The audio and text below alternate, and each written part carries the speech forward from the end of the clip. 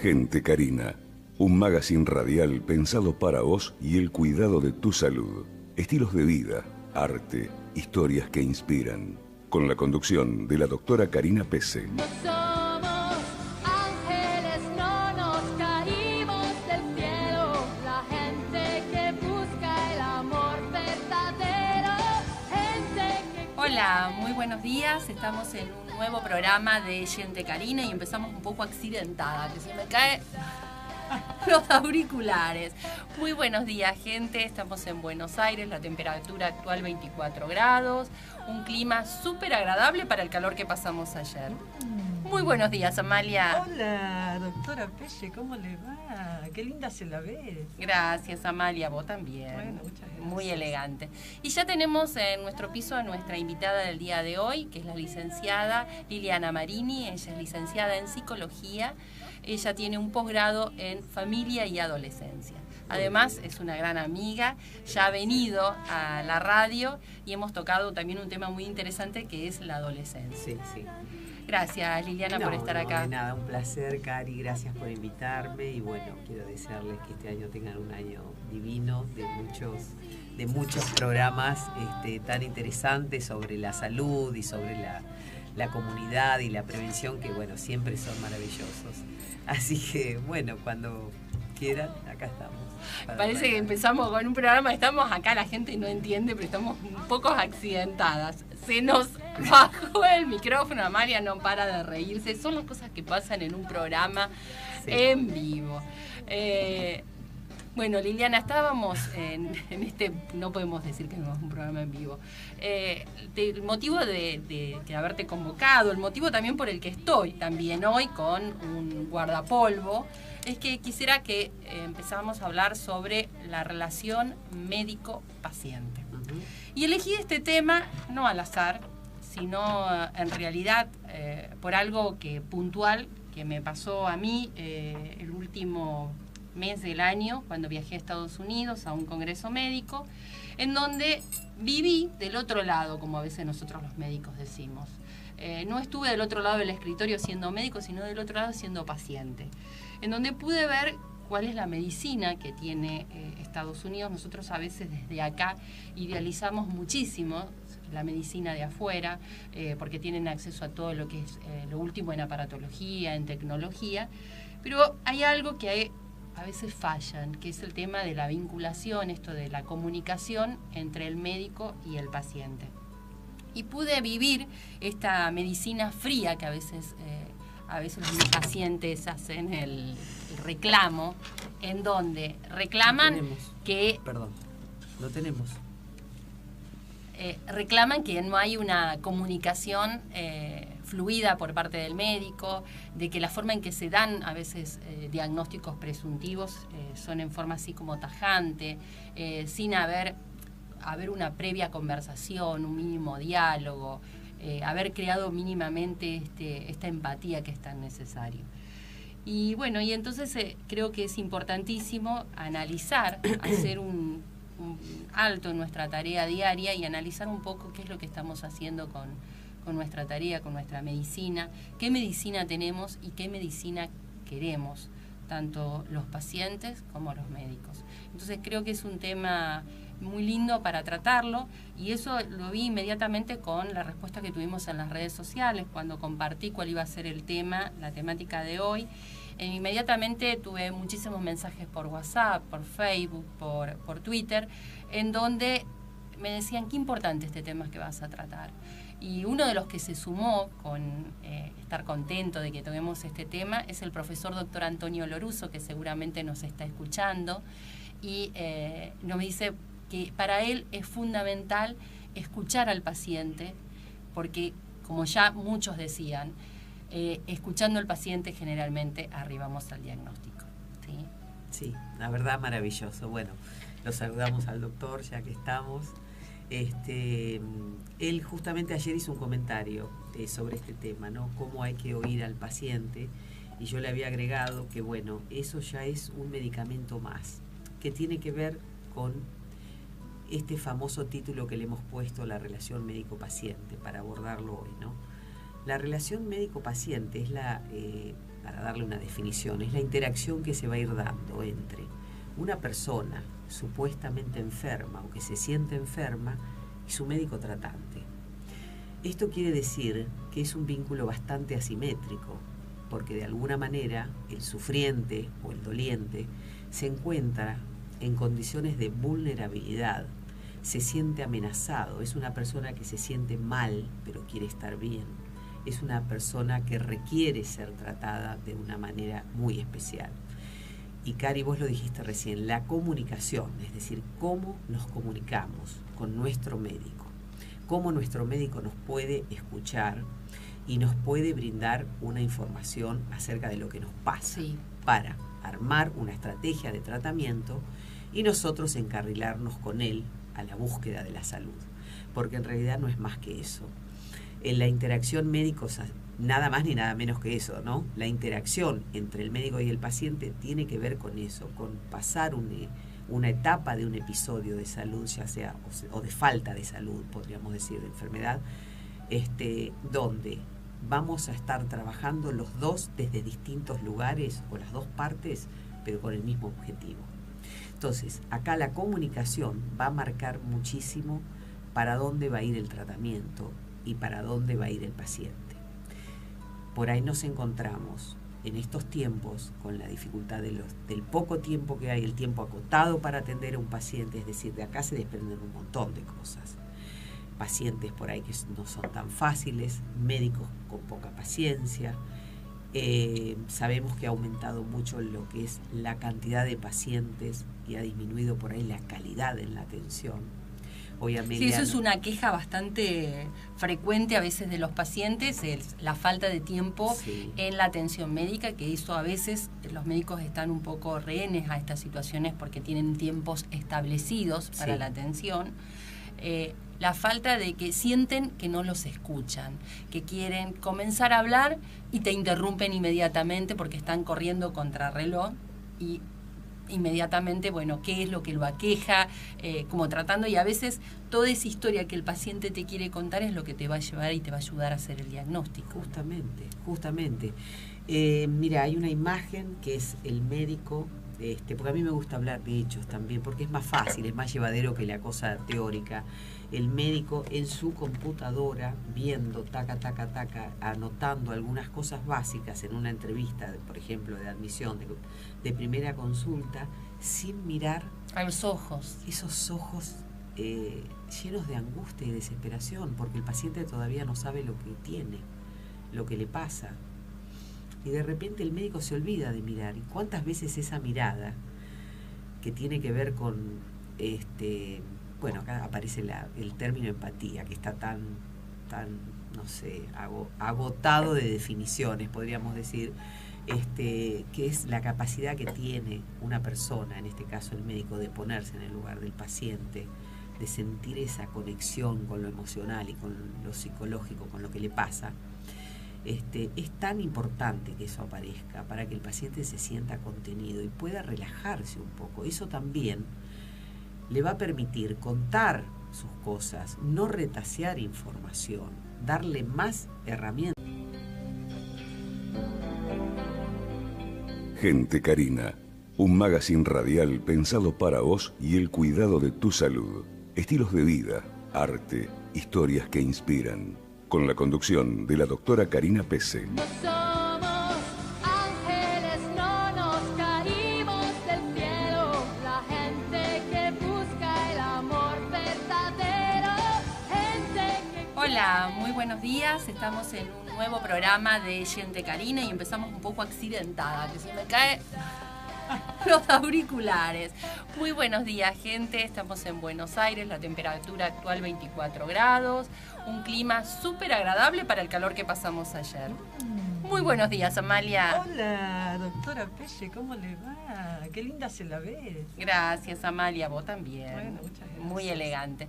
Y ya tenemos en nuestro piso a nuestra invitada del día de hoy, que es la licenciada Liliana Marini. Ella es licenciada en psicología.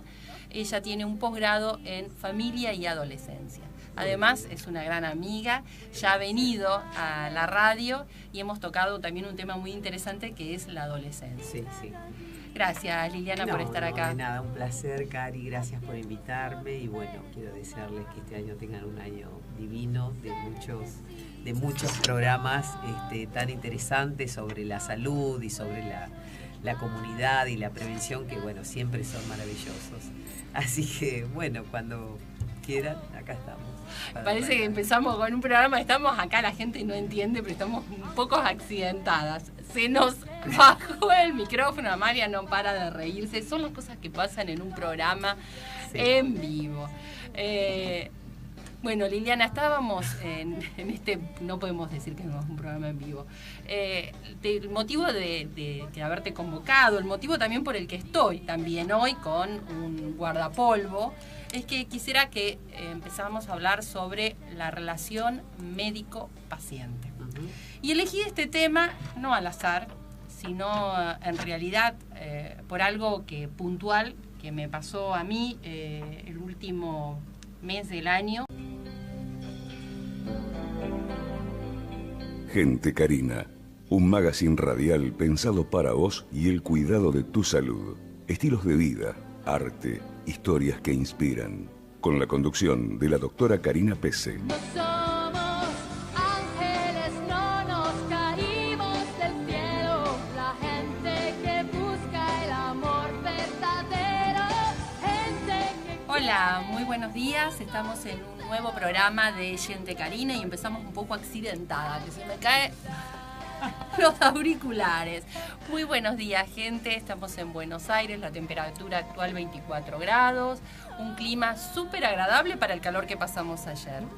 Muy buenos días, Amalia. Hola, doctora Pelle, ¿cómo le va? Qué linda se la ve. Gracias, Amalia, vos también. Bueno, muchas gracias. Muy elegante. Y ya tenemos en nuestro piso a nuestra invitada del día de hoy, que es la licenciada Liliana Marini. Ella es licenciada en psicología.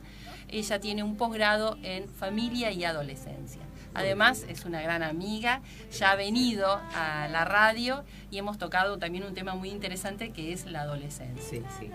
Gracias, Liliana, por estar acá. De nada, un placer, Cari, gracias por invitarme y bueno, quiero desearles que este año tengan un año divino de muchos programas tan interesantes sobre la salud y sobre la comunidad y la prevención que bueno, siempre son maravillosos. Así que bueno, cuando quieran, acá estamos. Parece que empezamos con un programa, estamos acá, la gente no entiende, pero estamos un poco accidentadas. Se nos bajó el micrófono, Amalia no para de reírse. Son las cosas que pasan en un programa en vivo. Bueno, Liliana, estábamos en este, no podemos decir que no es un programa en vivo. El motivo de haberte convocado, el motivo también por el que estoy también hoy con un guardapolvo, es que quisiera que empezáramos a hablar sobre la relación médico-paciente. Y elegí este tema no al azar, sino en realidad por algo que puntual que me pasó a mí el último mes del año, cuando viajé a Estados Unidos a un congreso médico, en donde viví del otro lado, como a veces nosotros los médicos decimos. No estuve del otro lado del escritorio siendo médico, sino del otro lado siendo paciente, en donde pude ver cuál es la medicina que tiene Estados Unidos. Nosotros a veces desde acá idealizamos muchísimo la medicina de afuera, porque tienen acceso a todo lo que es lo último en aparatología, en tecnología, pero hay algo que a veces fallan, que es el tema de la vinculación, esto de la comunicación entre el médico y el paciente. Y pude vivir esta medicina fría que a veces los pacientes hacen el reclamo, en donde reclaman reclaman que no hay una comunicación fluida por parte del médico, de que la forma en que se dan a veces diagnósticos presuntivos son en forma así como tajante, sin haber una previa conversación, un mínimo diálogo, haber creado mínimamente esta empatía que es tan necesario. Y bueno, y entonces creo que es importantísimo analizar, hacer un alto en nuestra tarea diaria y analizar un poco qué es lo que estamos haciendo con nuestra tarea, con nuestra medicina, qué medicina tenemos y qué medicina queremos, tanto los pacientes como los médicos. Entonces creo que es un tema muy lindo para tratarlo, y eso lo vi inmediatamente con la respuesta que tuvimos en las redes sociales cuando compartí cuál iba a ser el tema, la temática de hoy. Inmediatamente tuve muchísimos mensajes por WhatsApp, por Facebook, por Twitter, en donde me decían qué importante este tema que vas a tratar. Y uno de los que se sumó con estar contento de que toquemos este tema es el profesor doctor Antonio Loruso, que seguramente nos está escuchando, y nos dice que para él es fundamental escuchar al paciente, porque como ya muchos decían, escuchando al paciente generalmente arribamos al diagnóstico. ¿Sí? Sí, la verdad maravilloso. Bueno, lo saludamos al doctor ya que estamos. Él justamente ayer hizo un comentario sobre este tema, ¿no? Cómo hay que oír al paciente, y yo le había agregado que bueno, eso ya es un medicamento más, que tiene que ver con este famoso título que le hemos puesto, la relación médico-paciente, para abordarlo hoy, ¿no? La relación médico-paciente es para darle una definición, es la interacción que se va a ir dando entre una persona supuestamente enferma o que se siente enferma y su médico tratante. Esto quiere decir que es un vínculo bastante asimétrico, porque de alguna manera el sufriente o el doliente se encuentra en condiciones de vulnerabilidad, se siente amenazado de este paciente, ¿no? Obviamente que a veces una de las reacciones que tienen los pacientes es que se enoja y a veces culpabiliza también al médico, pero son reacciones esperables de parte de un paciente, y los médicos debemos no enojarnos, porque ahí está, claro. A veces pasa que tomas situaciones como muy personales cuando no lo son. Son momentos que tiene que ir, etapas que tiene que ir pasando el paciente. Las personas que están atravesando una enfermedad, que se sienten mal, pueden reaccionar de diversas maneras, generalmente por ahí no muy apropiadas ni de una manera civilizada. Y como vos decís, es el impacto del momento. Después el paciente por ahí vuelve. Recapacita. Pero ¿qué pasa si el profesional puede leer eso y aportar algo del lenguaje? Porque el lenguaje acá es tan importante, ya sea, como decíamos, el verbal o el paraverbal, pero la comunicación que se basa en el lenguaje puede construir un vínculo. O destruirlo, porque a veces la palabra tiene esa gran... Puede arrasar con todo. Exactamente. Puede arrasar con ese vínculo, con eso que tanto queremos cuidar, que es la relación médico-paciente. Se puede cometer el error de decir algo que marca, porque una palabra o un diagnóstico pueden cambiar no solamente la vida de esa paciente, de esa persona para siempre, sino a esa persona para siempre. Ya no va a volver a ser la misma persona. Entonces, hay que estar preparado para poder dar las noticias en el tiempo adecuado, dosificado, como decís vos, Cari. No se le puede a un paciente frente a un diagnóstico severo directamente. Hay que decir la verdad. Yo estoy completamente de acuerdo con eso. Sí, siempre la verdad es fundamental. Sí.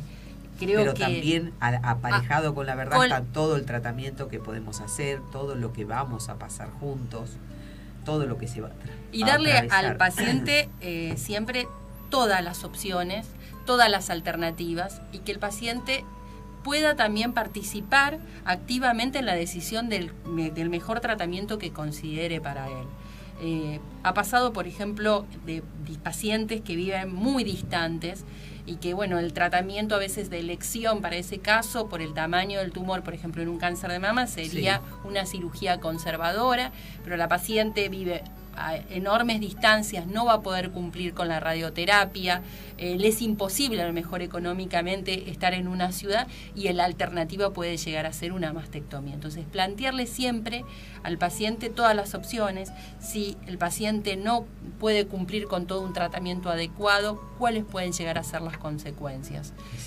No asumir nada.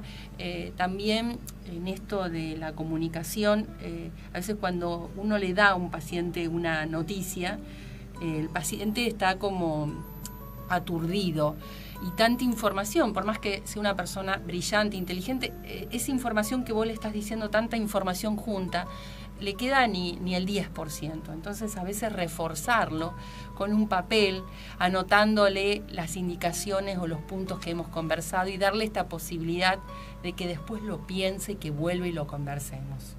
Así es, porque hay un mecanismo de defensa psicológico que se llama negación, que justamente cuando la realidad nos muestra algo muy duro, tratamos de negarlo. Entonces se manifiesta por ahí a través del olvido. Es decir, no, pero a mí no me dijo eso la doctora Pelle, por ejemplo. No, pero... Y a veces los pacientes cuando están acompañados, en algunas situaciones que vienen muy bien, por un familiar, por un ser querido, por una amiga, por lo que sea. Escucharon ese diálogo. Escucharon. Sí. Y eso ayuda también, ¿no es cierto?, a dar malas noticias. Bueno, ahora nos estamos centrando un poquito en esto, pero la idea era dejar bien claro, creo yo, que la comunicación con el lenguaje en el medio que te atraviesa de punta a punta desde, yo no sé si no es desde antes de nacer, desde que estamos en la panza, o hay varias teorías, pero las dos básicas son que ya te atraviesa desde antes de nacer, cuando vos sos hablado por tus padres, porque ya el bebé ya es hablado, ya alguien habla por ese chico, diciendo lo que va a hacer, lo que no va a hacer, cómo va a tener los ojos, cómo va a tener la cara, dónde va a dormir, qué ropa le van a poner, hasta la otra teoría que dice que bueno, es a partir de que nacemos, cuando ya lo nombramos, le ponemos un nombre, esa persona está atravesada por ese nombre, por eso dicen tu nombre en la calle. Es lo más importante, por eso es por tan todos importante lados. que el médico también te nombre, que te diga Por con tu tu nombre. nombre. Y perder a veces esta práctica que a veces se da cuando están atravesando el sistema de las residencias y después se mantiene a lo largo del tiempo en la formación médica, de decir el paciente de la cama 25 o el de que tiene algo en una patología. Sí. Empezamos a nombrar y poner nombres y apellidos Sí. a esas personas que son personas. Y para eso quisiera compartir unas palabras que dijo un maestro de la medicina argentina, el doctor René Favaloro, quien cuando él en un discurso que da, acá lo tengo, dice a los cirujanos en los Estados Unidos, dice: el día en que el médico deje de sufrir con los pacientes es el momento que debe tirar el bisturí y no operar más. El médico que ya no participa del sufrimiento de su paciente y que no experimenta dolor por su muerte, no solo ha dejado de ser médico, sino ha dejado de ser humano. Tremendo. Tremendo. Te digo, se me pone la piel de gallina porque tuve Recomiendo la suerte de conocerlo al doctor. a quien no leyó Es impresionante. Recuerdos de un médico rural del doctor Sí. René Favaloro, en donde cuenta toda su experiencia, sus vivencias Sí. en su pueblo de La Pampa, en donde cuenta todo esto de la relación Jacinto y el Arauz. vínculo. Jacinto Él Arauz, contaba las anécdotas de sus de pacientes. su pueblo de Jacinto De Arauz. Jacinto Arauz, con un amor, con una... Bueno, la verdad que esto fue impactante, ¿no? Esto que leíste, que yo no lo tenía así, pero sabía que él pensaba así. Él pensaba Es así con impresionante. respecto a esto, con la formación de los médicos residentes y cuando ya estás en el pleno ejercicio de la medicina. Vamos a un breve corte comercial y te quiero contar de un trabajo que se hizo en donde se evalúa específicamente cuál es la empatía que tienen los médicos a lo largo, desde la formación hasta que llegan adelante la carrera de medicina. Vamos a un breve ¿Cómo no? corte. Estás escuchando Gente Karina, el programa dedicado al cuidado de la salud, con la doctora Karina Pese.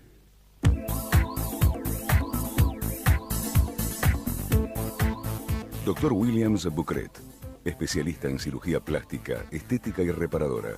Creador de lipoescultura láser tridimensional y lifting facial mini invasivo láser. Miembro internacional de la Sociedad Americana de Cirugía Plástica, Sociedad Internacional, IPRAS.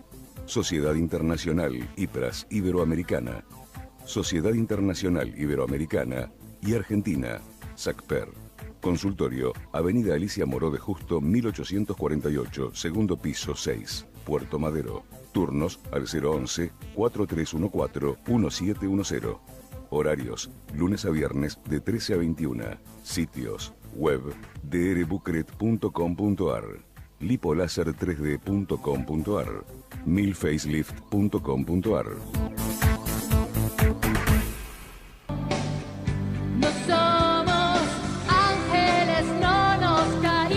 estamos en el tercer bloque de Gente Carina y seguimos con este tema tan apasionante que es la relación médico-paciente. Hablamos sobre la empatía y yo quería sumar un término más aparte de la empatía, la compasión, que no debe faltar en este vínculo en la relación médico-paciente, que solamente aquel que no solamente ponernos en la situación, en la vivencia del otro, sino también tratar de ayudarlo. Eso se trata la compasión. Y quise hacer una búsqueda en un buscador médico que se llama PubMed, que indexa toda la medicina escrita, que está generalmente escrita en inglés, en donde puse 3 palabras. Una cáncer, la otra compasión y la otra empatía. Sí. Cuando puse la palabra cáncer, me arrojó una búsqueda que la verdad que es monstruosa, 3.617.090 artículos que tienen en el título la palabra cáncer. Sí. Mientras que si buscaba compasión, en 23.833, y si era empatía, 21.218, en donde buscaba la palabra que estuviera en el título. Entonces quiere decir que los médicos escribimos más, investigamos más sobre todo lo que es patología, sobre lo que es orgánico, y nos olvidamos a veces bastante, y hay poco escrito sobre lo que es el alma. Y para eso quiero, antes de mencionarle este trabajo tan importante, traer una frase que me la aportó la doctora María Isabel Iñigo Petralanda, de Platón, que dice: el mayor error médico consiste en intentar curar el cuerpo sin intentar curar el alma. Así es. Hermoso. Estos filósofos, Sócrates y Platón, hablaban de eso. O sea, que era imposible para ellos, no se podía disociar el cuerpo del alma. Era imposible tratar de curar un cuerpo sin intentar o sin pretender la cura del alma. Así que la unidad, el ser famoso, ser biopsicosocial, acá está latente todo el tiempo. Y bueno, y creo que por ahí el planteo de hoy, Cari, era también: ¿qué pasa? Nos estamos deshumanizando, nos estamos alejando de la persona enferma y nos quedamos en el conocimiento de la enfermedad. Sí, está pasando lo que se llama la paradoja de la salud, en donde mejoramos muchísimo desde la medicina todos los índices de salud, en donde tenemos muy buenas tasas de curación, de sobrevida, pero hay una gran insatisfacción por parte de los médicos y por parte de los pacientes, que no están conformes con este tipo de medicina. Así es, porque también, bueno, digamos que a los médicos también les cuesta mucho hoy en día, que tienen un montón de trabajos, pluriempleo se llamaría, ¿no es cierto? Que trabajan para obras sociales, donde el tiempo es acotado, se llenan de cantidad de pacientes y baja la calidad en la atención.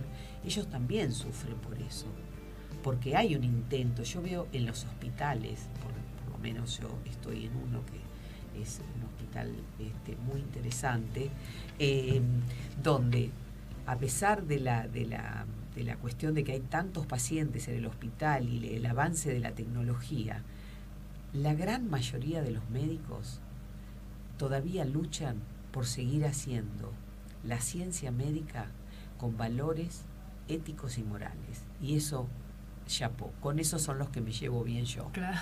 ¿Ok? Okay. Claro, Okay. con esos me llevo bien. Con los otros no tanto. Pero bueno, hay que convivir.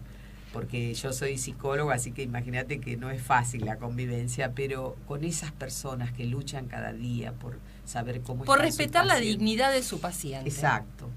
Y además que el Muy paciente bueno. viene a confiar, ya No, sí terminó, está, a pero ¿por qué vas a confiar terminar tu vida, su vida, su enfermedad, para ponerse bien, para salir de ese sufrimiento, ¿no? Y igual el paciente viene, como vos decís, con esa necesidad de ayuda, como entregado, como vos decís, con entrega, pero ha cambiado también la medicina. Ya esa medicina paternalista no la queremos más, donde el médico tenía esa potestad de decir, bueno, hacemos esto, y lo retaba al paciente cuando no cumplía los tratamientos, y se creía con la única poder de la palabra era él, y no podía dar ni siquiera así la opinión del paciente. Ese era el modelo bien paternalista, donde era la relación médico-paciente, era sujeto-objeto, es decir, el médico era el sujeto que decidía, y el objeto de estudio era el paciente. Era un cuerpo enfermo que había que sanar, como sea, sin preguntarle nada. Después tenemos el otro modelo, que es el de los pacientes dominantes, que esos son tremendos, que en realidad lo pueden agarrar a un médico joven, donde los pacientes ponen en el lugar del objeto al médico y lo quieren dominar o manipular. Hay que llegar a un equilibrio en todas las Bueno, cosas. ese es el tercer modelo, justamente, que es sujeto-sujeto. Sería el paciente con su médico, los dos compartiendo la experiencia de la cura. Eso es. Eso es maravilloso. A eso tenemos que llegar siempre. Y para eso debemos trabajar mucho con los médicos en formación, en donde si uno tuviera un maestro que marca, que guía la forma en que atiende a esos pacientes, cómo se dirige, yo creo que ahí habría un gran cambio. Quiero compartir con ustedes un trabajo que se publicó no hace tantos años por parte de la Universidad de Boston. Visten que los americanos miden todo. Ah, sí, todo. O sea, sí, si sí, ellos sí. te hablan de que alguien tiene mayor empatía o menor empatía, Lo hicieron miden. una tabla y lo midieron. Sí. Hicieron una tabla que fue validada por ellos con 20 preguntas. Y dentro de las 20 preguntas le preguntaban a los alumnos sobre qué tipo de medicina querían, si les importaban los sentimientos del paciente, si fuera de la medicina leían otra literatura que no fuera la médica, si le interesaba el arte, porque bueno, todo eso eran puntos que evaluaban a ver si el médico tenía empatía o no con el paciente. ¿Y qué encontraron de estos alumnos que estudiaron? Que la empatía es mayor al comienzo de la carrera de medicina y a medida que va avanzando y comienza ya con la actividad práctica, disminuye la empatía. Todo lo que debería mantenerse o ser mayor, sí, baja. Que es mayor la empatía en aquellas especialidades que son orientadas más al trato del paciente, las especialidades clínicas, mientras que aquellas que manejan informática o imágenes están más alejadas de la empatía, del vínculo con el paciente, que es más alto en las mujeres que en los hombres. Mirá vos. Llamativo esta publicación de la Universidad de Boston. Y bueno, y ponen cómo postulan cuáles podrían llegar a ser las soluciones a esta falta de estímulo, de empatía que tienen los médicos residentes, es llevarlos a trabajar en trabajos de voluntariado, es decir, como vino el médico, ¿te acordás no hace tantos programas atrás, que me regalás una hora? Ay, en donde sí, hacen buenísimo. realmente una atención, ayudan al otro, ¿sí? Llevarlos a hacer una actividad solidaria, un voluntariado, mejora mucho la empatía y el vínculo con el otro. Y a su vez esto de tener un tutor que cumpla con todos estos. Una figura así como, por ejemplo, el profesor Loruso. Por supuesto, sí. No, eso es maravilloso. Pero bueno, yo creo que también el profesor Loruso diría, pero yo he tenido, todos mis alumnos han sido distintos, porque cada uno tiene el don de la empatía también. Hay personas que se conmueven frente a la presencia humana, no solamente frente al cuerpo enfermo, sino a esa persona. Y ahí entra la compasión, porque claro, no solamente es ser empático, que te duela lo que le pasa, sino que hago algo para que ese dolor que siente el otro cambie, porque si no me quedo solamente con que pobrecito, claro, y no es suficiente. Imagínate qué combinación perfecta entre un buen profesor que te da todo, que viene con todos estos atributos, estas características para la relación médico-paciente que sea exitosa, y un alumno predispuesto para eso. Es una combinación casi perfecta, se podría decir. Y por último, porque sé que estamos con tiempo, yo quería recordar al famoso Hipócrates, cuando él hablaba de la relación médico-paciente. Él decía que hacían falta 3 cosas, pero son tan importantes las 3 que no te puede faltar ninguna. Una es conocimientos, la fundamental. Otra es, sí, conocimientos, para saber dónde estás caminando, digamos, en qué terreno te estás metiendo, tener estudios sobre eso, tener sabiduría y humanismo o humanidad. Yo creo que eso define todo lo que estamos hablando hoy, y esto tiene más de 2000 años. Las personas tan vigente han jurado por Hipócrates, ¿no? Después vinieron otros señores a decir que no sería así, que no hay que darle tanta preponderancia a la cuestión esta del cuerpo, el alma, las emociones, sino más a la enfermedad. y listo. Pero son teorías que ya no vienen al caso para el Que programa ya de hoy. seguramente Amalia en su bloque, No, ¿sí? Amalia sí, Amalia Amalia nos sabe vas a todo. contar un poquito, que estás muy callada y quería saber alguna experiencia que vamos hayas tenido, voy a hacer Amalia. lo que quería comentarles, querida doctora médica, querida licenciada Liliana Marini, es que vieron que acaban ustedes de decir, el doctor no me escucha. El doctor, yo hablo y no me escucha, lo decimos todo. Pero aparte el doctor no lee. Uno de los defectos que he encontrado en los médicos desde hace más de 10 años, tienen la historia clínica tuya acá arriba y es como si vos llegaras por primera vez a su consultorio. No se fijan cuáles son tus antecedentes, qué otros especialistas te vieron, cuáles son tus patologías. A él ya lo viste, ya le contaste lo que tenés. No importa, tienen esto puesto acá arriba y nunca lo han abierto y nunca lo han leído y nunca lo han mirado. Y lo único que hacen es agregar con una letra que ellos después van a leer su propia letra y ni siquiera la entienden. Van a agregar lo último de lo que te dieron para cubrirse frente a la ley. Pero no porque vos realmente les intereses, ¿sí? ¿Qué saben ellos si vos en la segunda consulta no te vuelven a preguntar si sos diabético, si sos hipertenso, si no sé, si sos psicótico? Nada. Es la consulta de ese día en un ratito y nada más. Y eso no los hace humanos. Y yo comprendo que les dan 10 minutos o 15 minutos por paciente porque la cápita es muy poco lo que le pagan por paciente o lo que fuere. Pero sería tan sencillo tomarse 2 segundos antes de entrar y leer las historias clínicas de las 10 personas que van a ver para recordarlas. Es elemental y no lo hacen.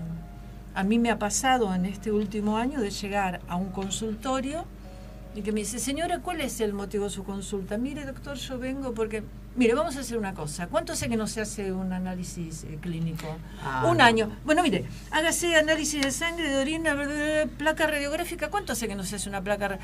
Últimamente se hizo densitometría. Bueno, tome, hágase todo esto y venga, pida turno otra vez y venga con todo esto, así ya tenemos todo solucionado.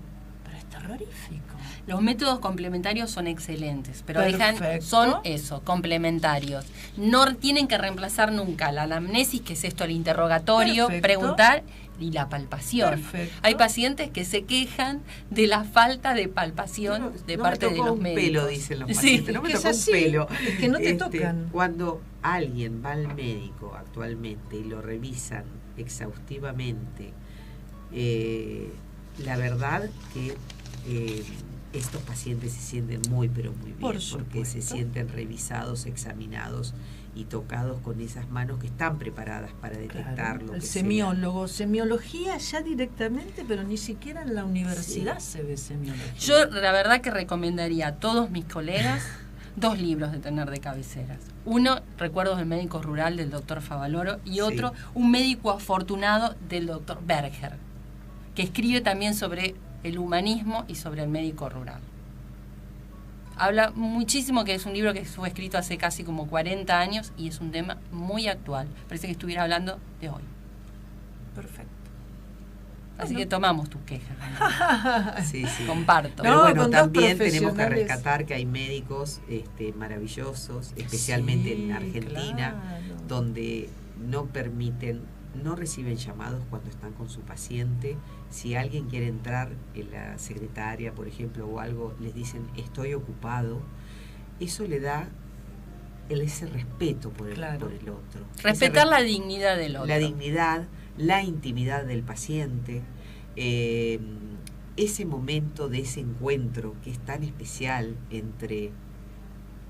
Había un autor que definió, ahora no me acuerdo bien el nombre, lo tengo por ahí anotado, definió que el vínculo o la relación médico-paciente era un encuentro entre una conciencia y una confianza. Ay, qué bueno. Ay, hermosa la La definición. conciencia del médico que va a actuar y la confianza del paciente. Bueno, esos son los vínculos. Esos son los vínculos. Esos son los vínculos. Esos que son tenemos los- que apostar a eso, y hay mucha gente que lo hace. Y bueno, y otro día hablaremos de los pacientes complicados. ¿O no? Que los hay también. Porque si no, parece que solamente porque hay pacientes buenos. No, pero está bueno esto de que los médicos hagamos autocrítica, Sí, de que podamos analizar cómo trabajamos, qué medicina tenemos y qué medicina queremos. Siempre tiene que ser para arriba, como yo siempre Sí, digo, claro. mejorando, Totalmente. fortaleciendo las virtudes, y si encontramos que tenemos defectos, tratar de eliminarlos. Así que me parece que está bueno que los médicos tengamos un espacio para la reflexión y la autocrítica. Así que a veces cuando uno está cansado o está nervioso, tiene algún problema familiar y le toca atender porque está atendiendo, no olvidarse de que al frente tiene un paciente y que ese paciente no tiene la culpa de todo el cansancio que puedas tener, del sueño y todo. Que uno debería estar 100% en la atención 100%, con esa ese es la paciente. 100%. 100%. Y con eso nos vamos a un breve corte y vamos a escuchar un poquito de historia de la medicina, porque seguramente ahora en relación médico-paciente tenés mucho para contarnos. No Amalia. sé, algunas cosas. Estás escuchando Gente Carina, el programa dedicado al cuidado de la salud, con la doctora Karina Pesce.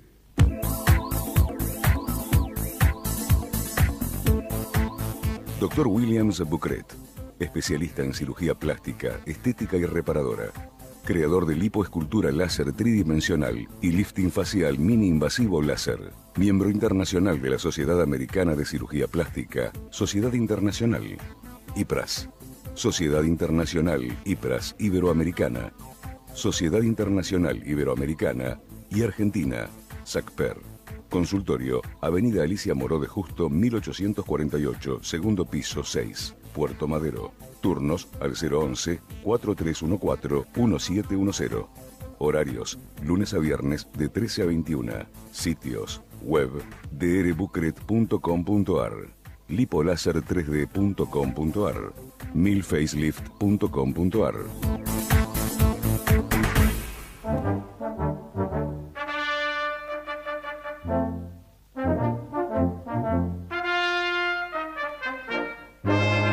¿Sabías que en Gente Carina te contamos sobre la historia de la medicina y del arte en la voz de la licenciada Amalia Frontini, museóloga, egiptóloga e historiadora?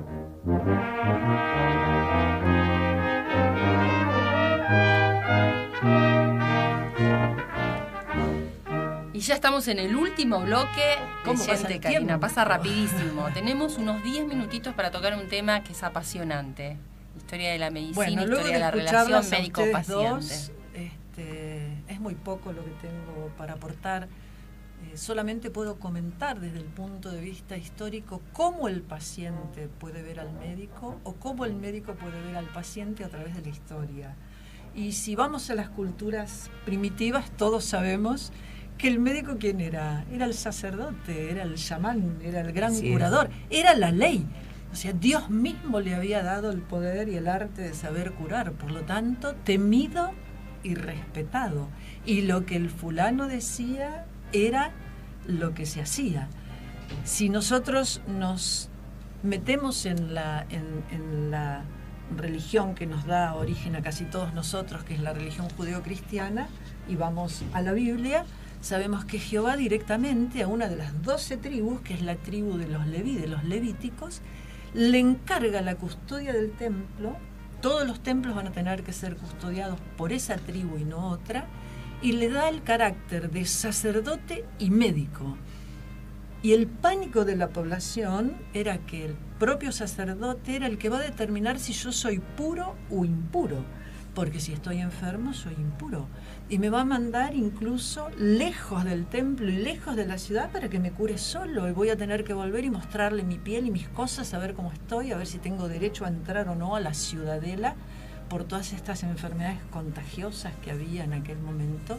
Entonces el médico incluso era una persona al que uno le obsequiaba cosas para aplacarlo y mantenerlo a favor de uno. Sí, sí, era como un dios. Y vos imaginate, Liliana, que sucede exactamente lo contrario en la zona del Éufrates y el Tigris.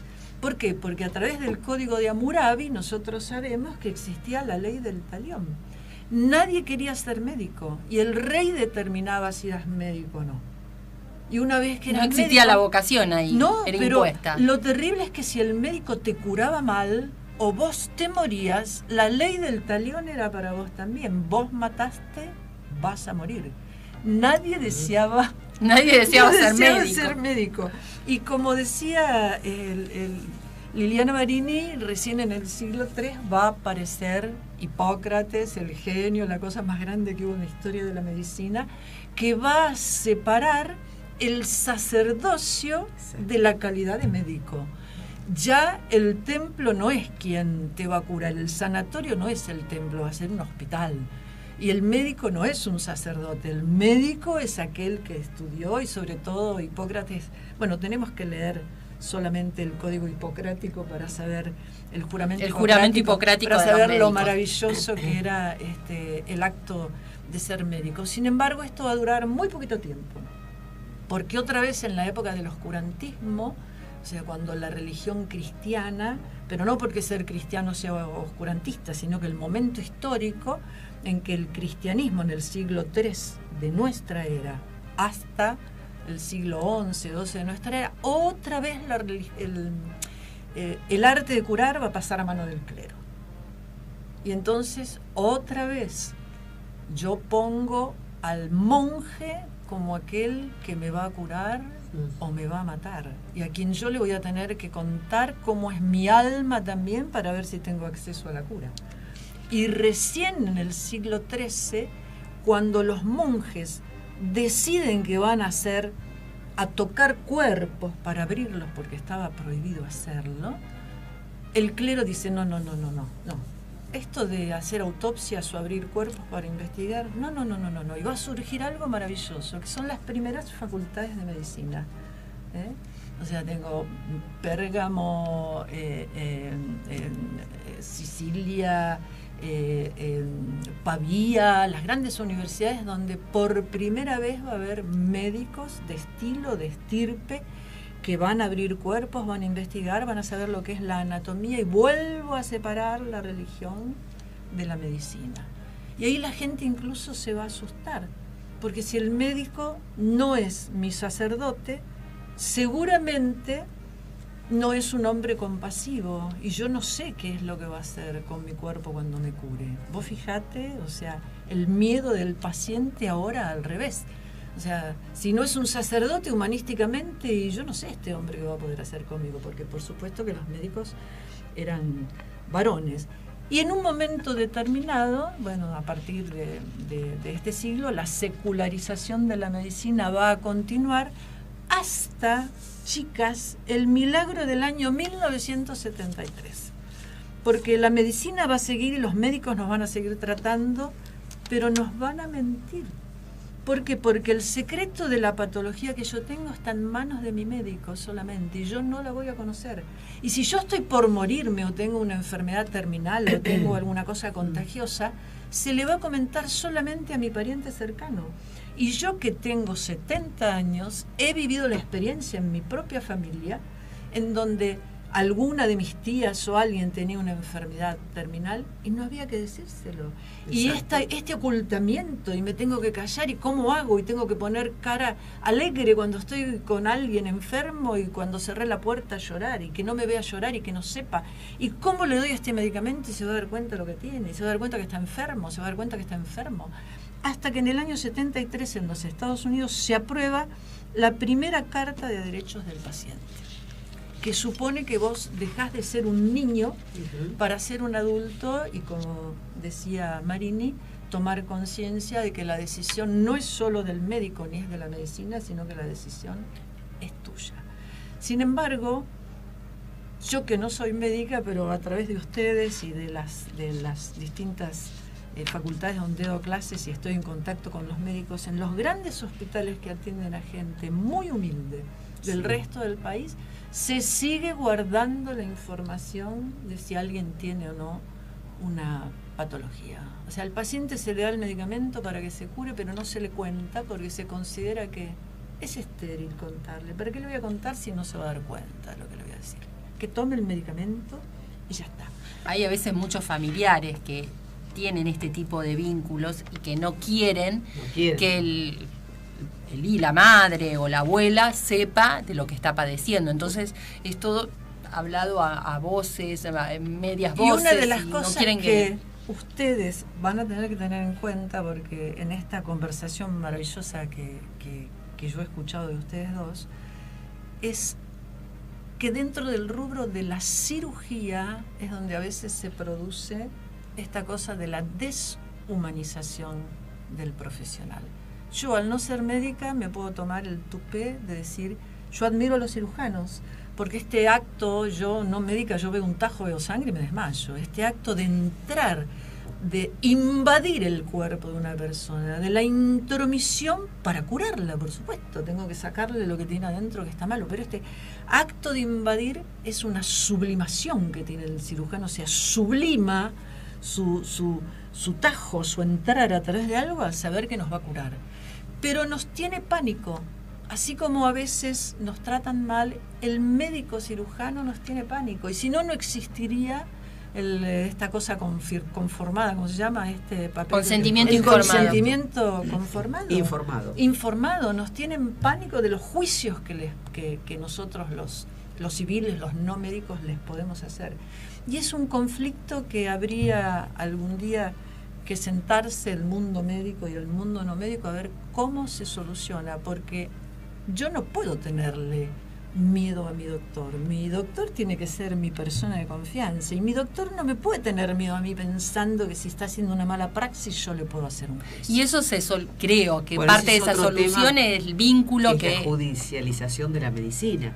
Pero se podrían evitar muchísimos juicios de demandas de pacientes si hubiera una muy buena relación entre el médico y el paciente, un muy buen vínculo, de cosas que a veces no se hablan, que no se dicen, o en la forma, o las cosas que se dicen con la palabra dañina.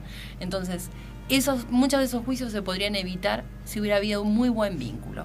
Porque la gran mayoría, cuando el abogado termina analizando el caso, no hay un grave error desde lo médico, sino un grave error desde de cómo hubo el trato hacia ese paciente que llevó y motivó a esa querella. Es lo que genera la querella con el deseo de aniquilar al profesional.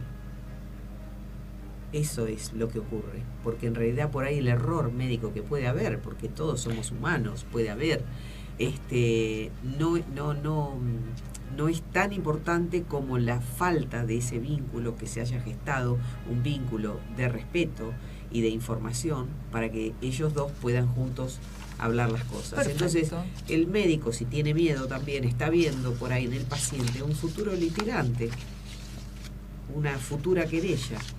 Y cuando eso se desencadena, es como dice Cari, generalmente los vínculos interpersonales no han sido los adecuados. Bien. Si no, el paciente puede entender que su tratamiento no está dando el resultado, que hay que buscar refuerzos, hablarlo con su médico y seguir adelante.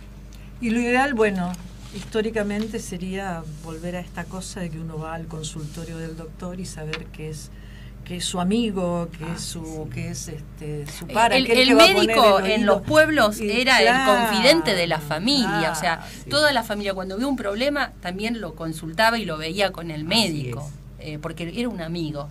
Entonces tenemos que los médicos tratar de volver a esta medicina tan humana, humanística, humanística, en donde se respete la dignidad del otro. Y me quiero ir recordando algo muy importante para los médicos, que debería ser como nuestra frase de cabecera: curar a veces, aliviar a menudo y acompañar siempre. Excelente. Qué lindo. Con esto excelente. Nos vamos. Muchísimas gracias, Liliana Marini, por estar acá. Nada, un placer. Ha sido un placer. Total, ¿A dónde te pueden encontrar, Liliana? Decime teléfono, mail, los pacientes para verte. Sí, no, en mi celular. Yo hasta ahora en mi celular. Y si no, mejor el mail. Porque el celular lo tiene todo el mundo. El mail es licenciadamarini@gmail.com. Mira qué fácil. licenciadamarini@gmail.com. Maravilloso. Y si no, la buscan en Google, Liliana Marini, licenciada en psicología. Listo. Mil gracias. No, gracias mil a gracias, vos. Amalia. Lindas. Gracias. Y nos vemos el próximo miércoles, que vamos a tratar un tema muy interesante. Trataremos con la directora de una ONG que se llama Donde Quiero Estar. para empezar desde cero. Porque no hay un límite para nadie que dentro de él tenga valores eternos. No hay más misterio.